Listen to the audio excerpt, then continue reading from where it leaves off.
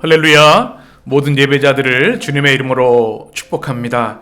7월 31일 주님의 날 거룩한 주일입니다. 이 주일의 은혜와 평강이 우리 사랑하는 모든 성도들과 또 가정 위에 함께 하시기를 축복합니다. 오늘 우리가 함께 나눌 말씀은 시편 89편 38절에서 52절까지의 말씀인데요. 이 말씀은 시편 89편의 결론에 해당하는 그런 내용입니다. 오늘 말씀을 통해서 우리 하나님의 신실하심, 또 우리가 고통당하고 어려울 때, 무너질 때 어떻게 기도해야 하는지를 말씀을 통해서 함께 은혜 나누면 좋겠습니다. 오늘 말씀 38절은 이렇게 시작합니다. 우리 38절 말씀을 같이 읽겠습니다. 그러나 주께서 주의 기름 부음 받은 자에게 노하사 물리치셔서 버리셨으며. 아멘. 그러나 라고 하는 말씀으로 시작을 하지요. 37절 이전까지는 하나님께서 다윗 왕가에 주셨던 그 놀라운 신실하심, 사랑과 은혜, 그 모든 것을 인한 기쁨과 감사를 찬양했는데요. 이제 오늘 말씀부터 38절 말씀부터는 그들이 당한 처절한 삶의 고통과 아픔을 토로하는 내용으로 나와 있습니다. 그래서 주의 기름 부음 받은 자라고 하는 말씀은 메시에카, 우리가 메시아 아시죠? 기름 부음 받은 자라는 뜻인데 보통 구약에서는 제사장을 뜻하기도 하고요. 오늘 말씀에서는 바로 이스라엘의 기름 부어 세우신 왕, 특별히 다윗 왕과 다윗 후손 왕들을 말합니다. 우리가 이미 앞서 살펴보았던 것처럼 시편 89편의 배경은 남유다 왕 르호보암 BC 926년에 있었을 때 애굽 침공 사건을 당하게 되죠. 또 바벨론 침공을 당하는 고통도 당하게 됩니다. 그래서 다윗 왕조가 하나님의 귀한 언약을 받았음에도 불구하고 몰락하고 패망하는 그런 위기 상황이 있었던 것이죠. 바로 그런 상황 가운데 하나님을 향해서 하나님께서 다윗 왕조와 이 다윗 자손들을 이렇게 축복하시고 은혜를 주셨는데 지금 우리의 상황을 보니 주님, 주의 기름 부음 받은 자에게 노하사 주님이 분노하셨다는 것이죠. 물리치셔서 버리셨나이다. 참 가슴 아픈 고백입니다. 하나님의 택함 받은 백성이고 다윗의 언약의 축복을 받은 우리들이지만 이 역사적 상황을 보니 주님의 분노를 우리가 사고 있고 주님이 우리를 물리치셔서 버림받은 것 같은 상황이 되었습니다 라고 하는 고백을 하는 것이죠. 탄식입니다. 고통의 토로이죠. 39절을 말씀 보게 되면 이렇습니다. 같이 읽죠. 주의 종의 언약을 미워하사 그의 관을 땅에 던져 욕되게 하셨으며. 주의 언약을 이 시인의 입장에서 볼 때는 주님께서 이제 그것을 깨뜨리신 것이 아닌지 미워하시는 것 같다는 고백을 하지요. 그리고 그의 관, 이것은 왕관을 말합니다. 일반 백성과는 구별된 사람들이 쓰는 왕관, 그 다윗 왕조, 다윗의 후손 왕들을 말하죠. 그것이 땅에 떨어져서 욕되게 되었습니다. 상처를 크게 받았습니다. 40절에 보게 되면 계속 이어지는 그런 안타까운 상황들에 대한 이야기입니다. 그의 모든 울타리를 파괴하시며, 이것은 성벽이 무너졌다는 말씀이고요. 요새가 무너졌다. 41절 보게 되면 길로 지나가는 자들에게 다 탈취를 당하였다. 이것은 이방 나라입니다. 길로 지나가는 자들, 그 당시에 강국이었던 바벨론, 애굽, 아수르 같은 나라들에게 탈취를 당하죠. 다윗 왕가 때만 해도 그들이 다윗 왕조의 조공을 바치던 나라들이었는데 이제는 그들이 더 강대해져서 이스라엘 백성, 다윗 왕조가 수치를 당하고 탈취를 당하고 있다. 그런 말씀이지요. 42절에 보게 되면 그래서 주께서 오히려 대적들의 오른손을 높이시는 것 같습니다. 원수들을 기쁘시게 하는 것 같습니다. 이렇게 토로하고 있는 것이죠. 43절에 보게 되면 그의 칼날은 둔하게 하사, 이스라엘 백성의 칼, 다윗 왕의 칼날은 공허하게 헛되게 되어서 이 전쟁에서 이길 수가 없는 겁니다. 그래서 결국 44절에 보면 그의 영광이 그치게 되었고 그의 왕위를 땅에 엎으셨나이다. 이제 다윗의 그 약속, 언약, 이것이 다 땅에 떨어졌습니다. 45절의 말씀을 같이 읽겠습니다. 그의 젊은 날들을 짧게 하시고 그를 수치로 덮으셨나이다. 핵심적인 이 토로의 내용입니다. 이 젊은 날이라고 하는 것은 아마 이스라엘의 왕정을 말하는 거죠. 하나님께서 다윗을 축복하셔서 영원한 언약을 주셨습니다. 영원한 축복을 주셨습니다. 그런데 다윗 통치 이후에 400여 년 정도밖에 안 지났는데 BC 586년경에 패망하는 위기 가운데 있는 거죠. 또 바벨론 포로의 삶을 살게 되는 거죠. 그래서 그 젊은 날 그 다윗 왕조가 짧게 끝나버리고 이제는 수치만 남았습니다. 이런 탄식, 고통의 토로가 있는 겁니다. 우리 인생을 살아가다 보면 감사와 찬양이 넘칠 때도 있지만 이렇게 시인의 고백처럼 고통과 아픔을 주님께 토로할 수밖에 없는 상황들이 있죠. 때로 어떨 때는 내가 전능하신 하나님 앞에 이렇게 원망하고 또 토로하고 비탄해도 되나 생각을 할 수가 있습니다. 그러나 시편의 내용들을 대부분을 보게 되면요, 찬양과 감사의 찬양도 있지만 이렇게 고통 속에서 하나님 앞에 탄식하는 시가 굉장히 많습니다. 어떤 신앙의 의미가 있을까요? 바로 다시 하나님 앞에 우리의 마음을 다 쏟아내고 다시 회복되는 과정에 이 비탄시는 굉장히 중요한 역할을 합니다. 98쪽 매일 성경 교재 보시면 하나님의 진노에 대한 언약에 대한 내용들 이렇게 정리하고 있습니다. 38절, 45절 설명한 내용입니다. 제가 읽어드립니다. 언약을 버린 자에게 하나님은 크게 진노하십니다. 시인은 하나님께서 약속을 철회하고 다윗의 나라를 버리신 것 같은 처참한 상황을 보면서 탄식을 쏟아냅니다. 왕관은 땅에 떨어져 욕되게 되었고 요새는 무너졌으며 강탈당하지 않을 것이라던 나라는 울타리가 파괴되고 탈취를 당했습니다. 하나님의 언약을 버렸으니 다윗의 자손들은 왕좌를 지킬 수 없고 이스라엘은 선민의 지위를 누릴 수 없습니다. 왕들도 성전도 제도도 모두 언약을 지키는 통로로 주신 하나님의 선물이기 때문입니다. 하나님을 사랑하면 언약을 지켜야 합니다. 하나님을 신뢰하는 것은 말씀을 통해 가르쳐 주신 하나님의 섭리와 통치를 신뢰한다는 의미이지 내 뜻을 관철해 주실 것을 확실한다는 의미가 아닙니다. 하나님을 향한 신뢰는 순간순간 내 삶에 나타나는 결과보다 앞서고 큽니다. 참 공감이 되는 말씀이죠. 왜 다윗 왕조가 이렇게 짧게 비극적인 결말을 맞이하게 되었는가? 정말 하나님의 놀라운 언약을 다윗에게 주셨죠. 그 언약의 말씀이 사무엘하 7장에 나와 있습니다. 16절에 사무엘하 7장 16절에 보게 되면 내 집과 내 나라가 내 앞에서 영원히 보존되고 내 왕위가 영원히 견고하리라 하셨다 하라. 아멘.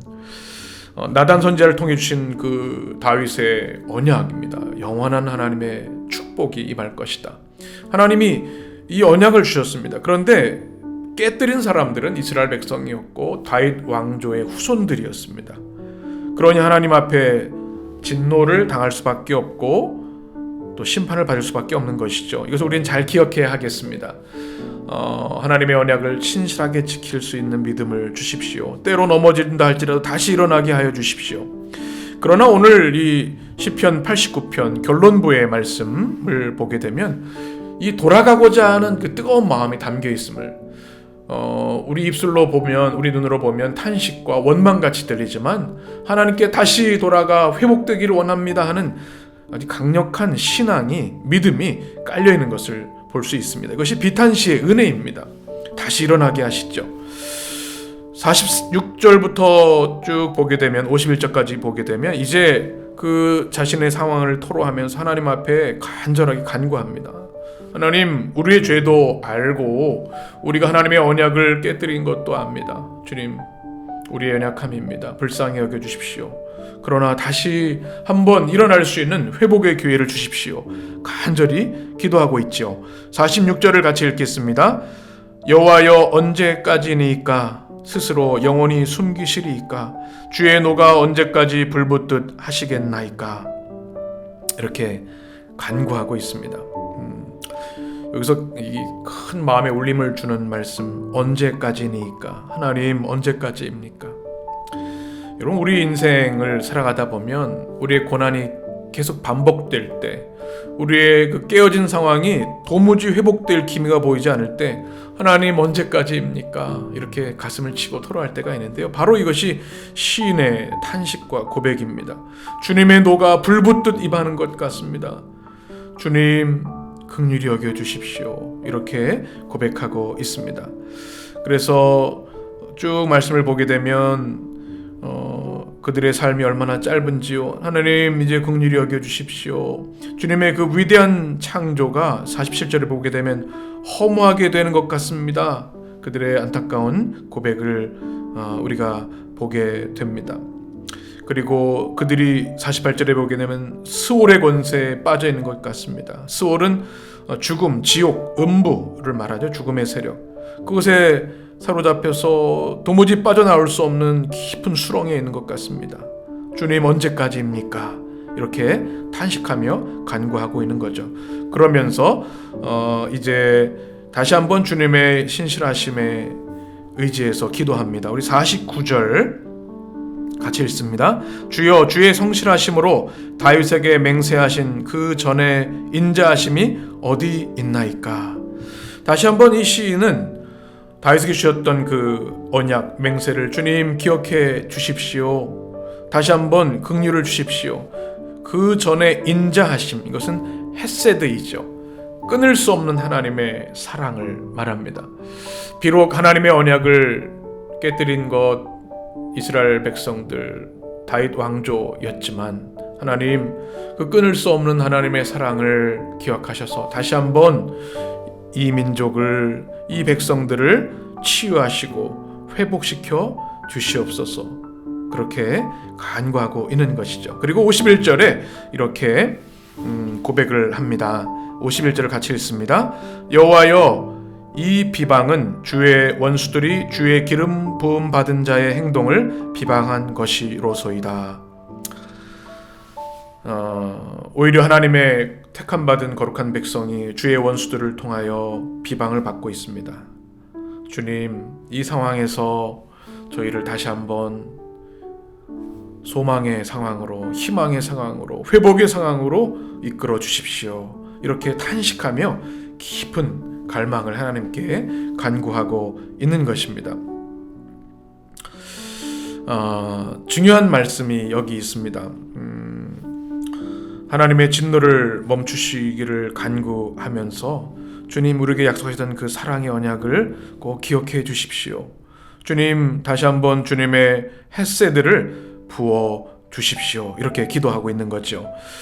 교재 46절 48절 설명에 대한 말씀 98쪽에 있는 말씀에 이렇게 기록하고 있습니다. 시인은 하나님께서 진노를 멈추시고 언약을 기억하시어 다시 은총을 베푸시기를 간청합니다.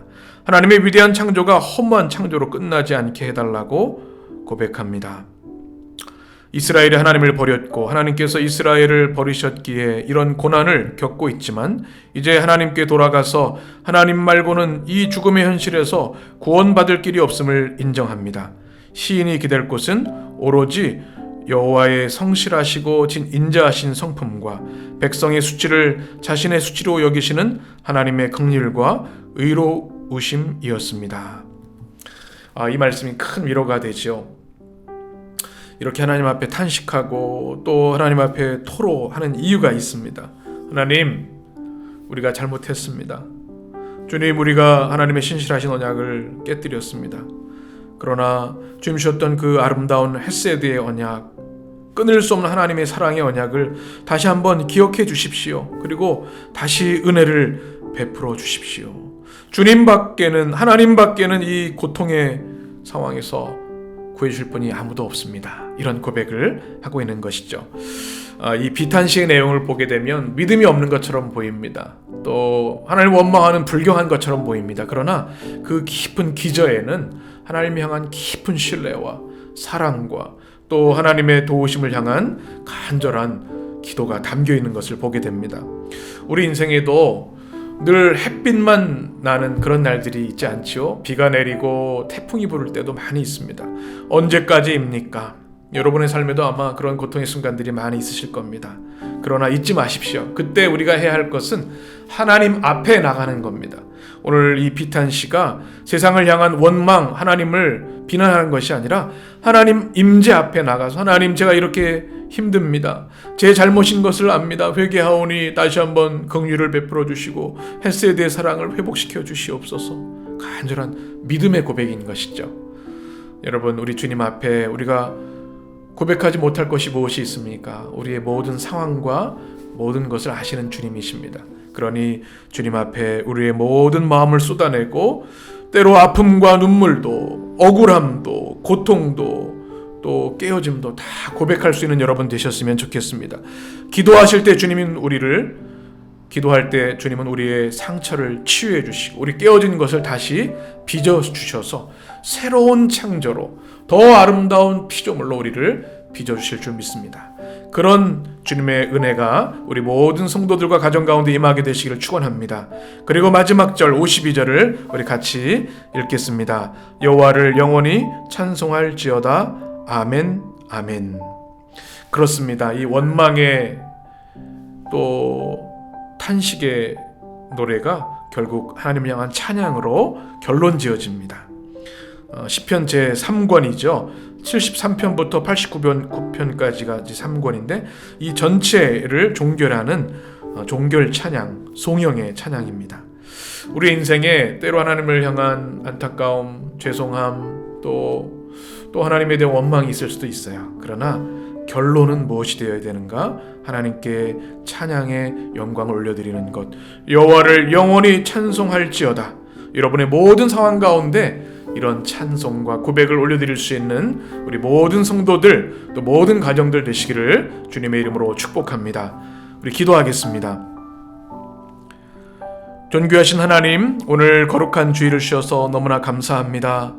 주일 공동체 예배를 통하여 우리 해림교회에서 우리 온 성도들이 함께 예배드리게 하시고, 또 이렇게 우리 개인의 예배 자리에서 개인적으로 또 가족이 함께 모여 주님을 찬양하며 예배하게 하시는 너무나 감사합니다. 주님, 우리 사랑하는 성도들과 이 성도들의 가정에 주님의 사랑과 은혜와 긍휼을 부어 주시옵소서. 오늘 시편 89편의 이 말씀처럼 우리 인생에는 깨어지는 순간에도 우리의 모든 것이 산산조각 나는 고통의 순간도 있습니다. 그러나 그 순간에도 이 시인처럼 하나님 아픕니다. 주님 고통스럽습니다. 모든 마음의 아픔과 눈물을 주님께 쏟아내고 고백하고 기도했던 것처럼 우리도 주님께 기도하는 존재 되게 하여 주옵소서. 기도 안에 주님은 우리를 치유하시고 모든 깨어진 것을 회복시켜 주시는 줄 믿습니다. 빛나고 아름다운 새 창조로 우리를 변화시키실 줄 믿습니다. 우리 사랑하는 성도들의 삶, 깨어진 것이 있습니까? 눈물이 있습니까? 아픔이 있습니까? 주님, 이 시간 성령으로 우리 성도들의 삶을 치유하시고 회복시켜 주옵소서. 그리하여 우리의 결국의 고백, 여호와를 영원히 찬송할지어다. 주님을 찬양하는 승리의 사람들, 승리의 가정들 되게 하여 주옵소서. 우리 주님 예수 그리스도의 이름으로 간절히 기도하옵나이다. 아멘.